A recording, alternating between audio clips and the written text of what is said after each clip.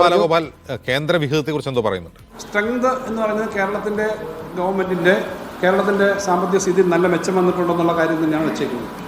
പിന്നെ ഇതിനകത്ത് ഈ ബഡ്ജറ്റിനകത്ത് നമ്മൾ പറഞ്ഞിട്ടുള്ള കാര്യങ്ങൾ ശരിക്കും കേരളത്തിൻ്റെ ഗ്രോത്തിനെ നല്ലതുപോലെ മുൻപോട്ട് കൊണ്ടുപോകുന്ന തരത്തിലേക്കുള്ള കാര്യങ്ങളാണ്. വലിയ വലിയ പ്രഖ്യാപനങ്ങൾ വെറുതെ നടത്തുക എന്നുള്ളതല്ല, കൃത്യമായി ചെയ്യാൻ പറ്റുന്ന കാര്യങ്ങളാണ്. ആ ബഡ്ജറ്റിൻ്റെ ഡീറ്റെയിൽസ് നോക്കുമ്പോൾ ഞാനിവിടെ സഭയിൽ അവതരിപ്പിക്കുമ്പോൾ ചിലതെല്ലാ ഡീറ്റെയിൽസും പോകേണ്ടതില്ല, പിന്നെ ഇതിലുണ്ട് എന്നുള്ളത് ബഹുമാനപ്പെട്ട സ്പീക്കറും ഒരു അനുവാദം തന്നു. അപ്പോൾ എല്ലാത്തിൻ്റെ ചിലതൊക്കെ ജസ്റ്റ് പറഞ്ഞതേ ഉള്ളൂ, ബാക്കി വന്നിട്ടുണ്ട്.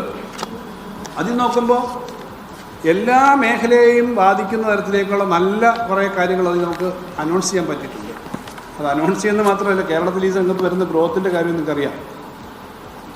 സാധാരണഗതി കേരളത്തിലെ മൂലധന ചെലവിൻ്റെ കാര്യത്തിൽ വേണ്ടത്ര പണം വരുന്നില്ല എന്നൊക്കെ പറയാറുണ്ട്.